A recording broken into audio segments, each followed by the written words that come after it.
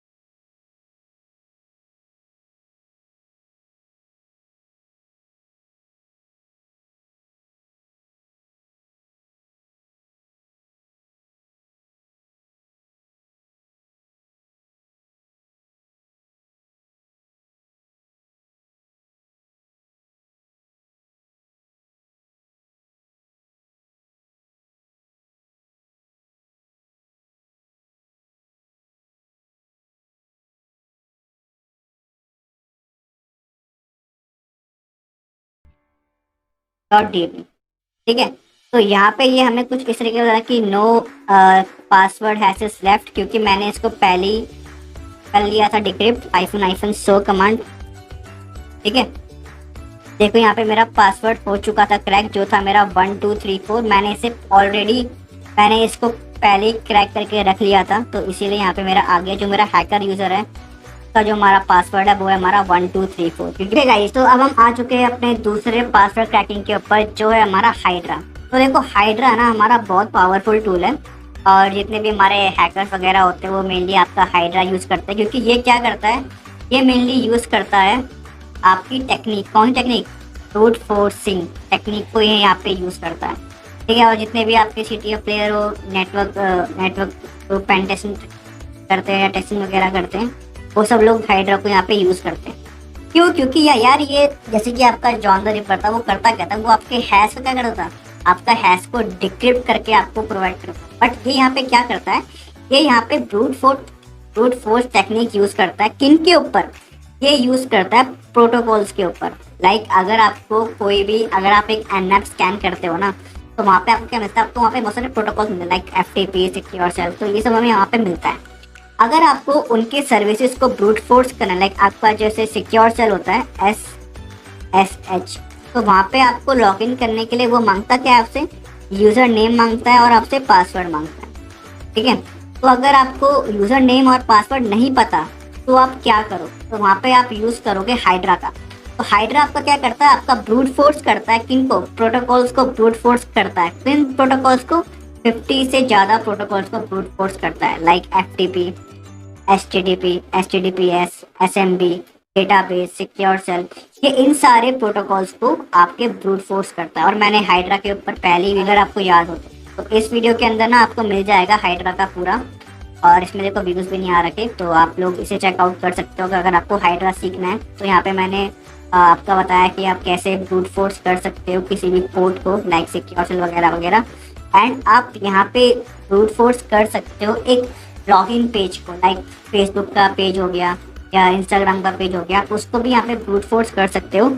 इसका मैंने पूरा वीडियो यहाँ पे क्रिएट कर दिया, तो आप यहाँ पे जाके इसे चेकआउट कर सकते हो। ठीक है, बट मैं आपको तब भी यहाँ पे समझा देता हूँ। तो आपको करना क्या होता है, सिंपली आपको जाना है यहाँ पे, और यहाँ पे मेनली आपको जाके क्या करना है, आपको यहाँ पे यूज़ करना है hydra tool, HYDRA hydra. Hydra ना आपका प्री इंस्टॉल आता है, तो ये आपके क्या करता है, ये आपके प्रोटोकॉल्स को ब्रूट फोर्स करता है, लाइक सिक्योर सेल ये सब वगैरह को ये ब्रूट फोर्स करता है।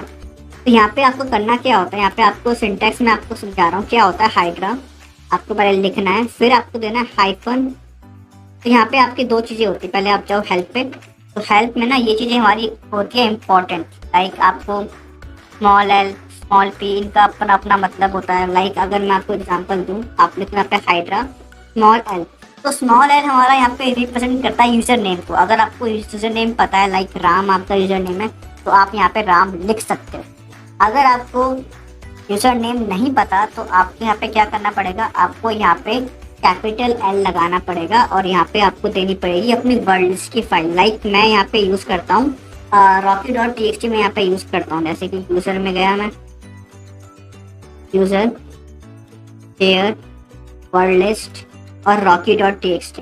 ठीक है, फिर आता है हमारा पासवर्ड, जो कि होता है हमारा स्मॉल p और कैपिटल P। स्मॉल p होता है कि अगर आपको पता है पासवर्ड, तो आप यहाँ पे उसका नाम लिख दो, लाइक श्याम, हमारा पासवर्ड है 1 2 3 4 5। ठीक है, अभी हमें पता है।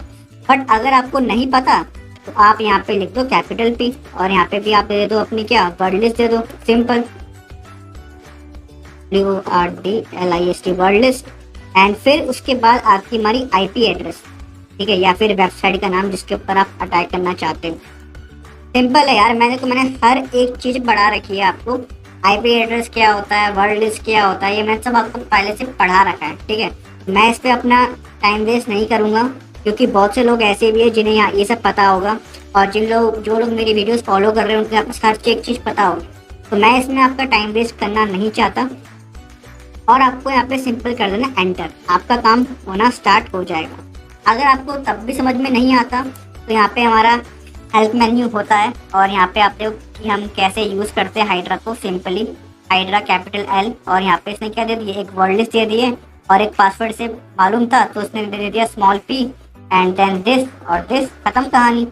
ठीक है, तो इस तरीके से आप हाइडर यहाँ पे यूज कर सकते हैं। और मैंने, अगर आपको अभी भी समझ में नहीं आया है तो मैंने आपको एक लिंक दे रखी है डिस्क्रिप्शन बॉक्स के अंदर, तो वहाँ पे मैंने ये आपको दे दिया कि हम हाइड्रा को कैसे इस्तेमाल कर सकते हैं अच्छे से। मैंने यहाँ पे आपको समझा रखा है कि हाइड्रा हम कैसे यूज़ कर सकते हैं, बेसिक टू एडवांस मैंने आपको यहाँ पे समझा रखा है, तो आप इस वीडियो को चेकआउट कर सकते हो। ठीक है, तो मैं आपको लिंक दे दूँगा और यहाँ पे एक भाई ने कमेंट भी कर रखा है।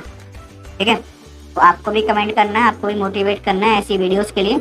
देखो यार, मैं ना इतना टाइम वेस्ट आपको करना नहीं चाहता क्योंकि मैंने बहुत पहले वीडियो बना रखी है इन चीज़ों के ऊपर, बट आप लोग न्यू सब्सक्राइबर्स हो, आपको पता नहीं है मेरी वीडियोस का, इसलिए मैं आपके लिए ये सीरीज